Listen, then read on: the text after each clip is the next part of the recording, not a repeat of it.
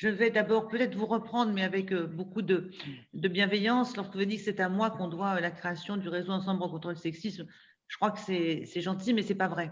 Ce réseau, on le doit aux 40 associations qui le composent aujourd'hui et à toutes les femmes qui, dès le début de la mise en place de ce réseau, ont accepté, ont été enthousiasmées à l'idée de se mettre en réseau. En fait, j'avais dans tête deux choses à l'époque.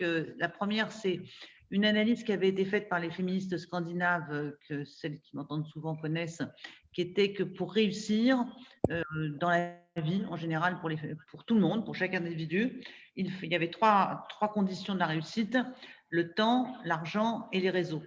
Et que ces trois conditions de la réussite étaient profondément inégalitaires parce qu'en plus elles se nourrissent les unes les autres. Quand vous avez du temps, vous avez la possibilité de rencontrer des gens, aller déjeuner, rester longtemps à table, passer des coups de fil.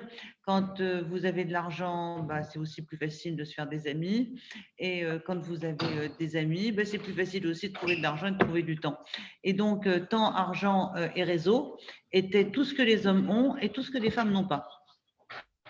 Et à partir de là, j'avais retenu cette idée et je pense que l'idée d'un réseau est pour moi importante à plusieurs titres. D'abord, le réseau Ensemble contre le sexisme, il rassemble des associations, des personnalités, des femmes engagées qui ne se croisaient pas forcément, qui étaient les unes engagées comme le planning familial depuis de longue date sur l'accès à la contraception et à l'avortement, comme Moira Sauvage dans la lutte contre les mutilations sexuelles et l'excision, les femmes des réseaux comme Catherine Ladouce, je vous cite celle que vous avez déjà entendue, engagée avec le Cercle Interrel, qui rassemblait des femmes de grandes entreprises.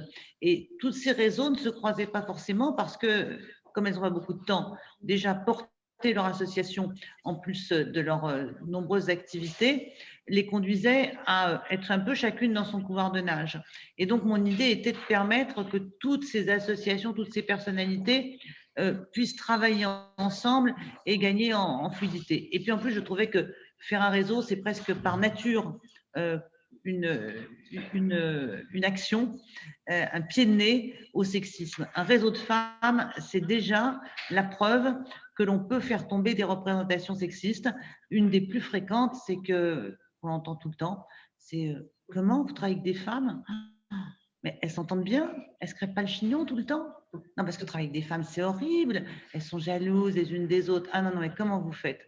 Et donc, cette idée selon laquelle les femmes seraient tout le temps dans la compétition, tout le temps dans la concurrence, est une idée qui est qui a été longtemps très fortement portée et dont on voit bien l'intérêt. C'est que quand on dit aux femmes, vous ne pouvez pas vous entendre entre vous, ben, il y a toutes les chances pour qu'elles ne le fassent pas. Et que, en fait, diviser pour mieux régner est une vieille loi du pouvoir. Et donc, rassembler les femmes, c'est mettre fin à cette division pour mieux régner. Et c'est la première étape, le réseau de la sororité, où c'est les réseaux qui nourrissent la sororité nourrit les réseaux. Donc, tellement, je pense qu'il est important que les femmes se soutiennent entre elles. Parfois, c'est difficile. Il m'est arrivé de soutenir, moi, dans la vie politique, des femmes pour accéder à un certain nombre de postes de responsabilité et de découvrir qu'une fois qu'elles étaient au poste de responsabilité, bah, elles n'avaient rien de féministe. Elles n'avaient pas le sort des autres femmes, n'était pas leur sujet. Et elles vous regardaient droit dans les yeux. Mais moi, j'y suis arrivée toute seule, hein, grâce à moi. Je ne suis pas le produit ni des quotas, ni d'une quelconque volonté de diversité. Donc, ce n'est pas toujours évident, mais il faut vraiment porter l'idée qu'on doit pouvoir être solidaire entre les femmes parce que d'un certain point de vue, on se heurte aux mêmes stéréotypes, aux mêmes représentations, aux mêmes comportements. Et puis maintenant que les femmes ont pris de la place et de l'espace dans la vie publique, économique, politique, on est loin d'être encore au bout du chemin. Mais en fait, les hommes ont très vite, eux, compris qu'il fallait qu'ils se remettent en réseau.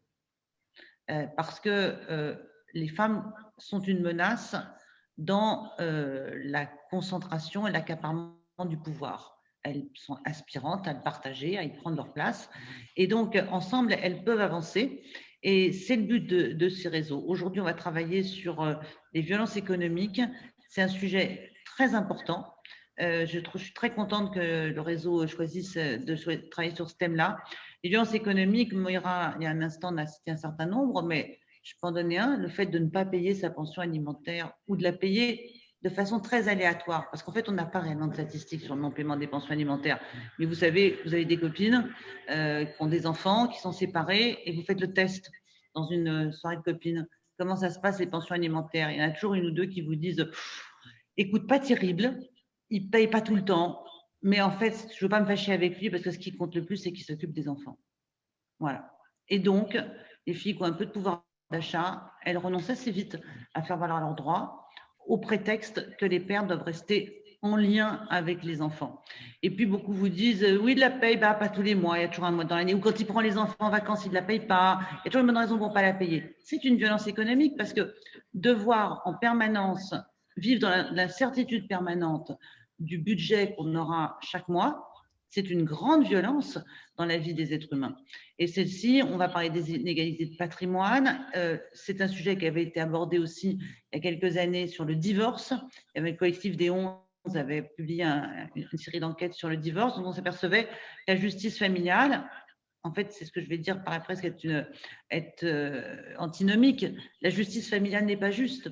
Elle est à la fois, elle n'aime pas les pauvres, elle n'aime pas les femmes. Voilà. Et comme les femmes souvent cumulent les deux conditions, elles sont pas traitées à égalité dans les divorces et sur les plans économiques. On pourra discuter aussi, je pense, à un moment des questions d'imposition.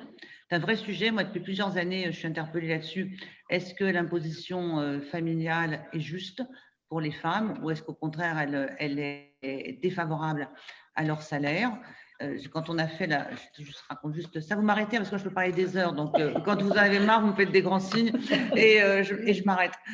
Quand on a mis en place l'imposition, le prélèvement à la source, qui a été conçu par le gouvernement précédent et mis en place par celui-ci, ce qui m'avait beaucoup préoccupé, c'était que si on appliquait aux deux membres du couple le taux d'imposition du couple avec des revenus, un écart de revenus important entre ceux de l'homme et ceux de la femme, eh bien, en fait, sur le salaire de la femme, il ne restait plus rien à la fin du mois. Et à ce moment-là, on dit quoi? Bah, ça ne vaut pas le coup d'aller travailler si on me prélève la moitié, une grande partie de mon salaire au titre de l'imposition. Donc, il a fallu, je me rappelle très bien, je l'ai expliqué au ministre d'économie et des finances de l'époque, du budget, qu'il fallait trouver une solution pour que les femmes ne soient pas imposé au taux du couple, mais qui a un taux différent pour l'homme et pour la femme s'il le souhaitait. Et donc, lutter contre les violences économiques, c'est une vigilance constante. Parce qu'en fait, ce n'est pas compliqué. À chaque fois qu'une loi, qu'une décision est prise de manière neutre, neutre au sens grammatical du terme, c'est-à-dire qu'elle ne distingue pas des inégalités de départ, elles se traduisent à l'arrivée par un accroissement des inégalités. Donc, une politique publique qui lutte contre les violences économiques, c'est une politique publique qui regarde d'où on part, qui identifie les inégalités de départ et qui va s'adapter à ces inégalités de départ pour les résorber. Donc, c'est un thème qui, à mon sens, est à la fois un thème utile pour les institutions politiques, pour les affaires publiques, pour les politiques publiques, et qui est un thème qui est intéressant et fondamental aussi pour les politiques d'entreprise, bien entendu, et celle des rémunérations. Ça va au-delà des questions d'inégalité. Si on passe des inégalités aux injustices, à mon sens, économiques, pour arriver à donner le mot de la violence, parce que le mot violence, par rapport au mot inégalité, se situe du côté de la personne qui les subit et du poids que c'est une telle violence. Voilà, on va avoir des beaux travaux. On est heureuse d'accueillir la ministre tout à l'heure, qui viendra, elle aussi, nous indiquer quelles sont les perspectives que le gouvernement peut avoir pour s'inscrire dans cette nouvelle grande réflexion. Merci à toutes et bon après-midi.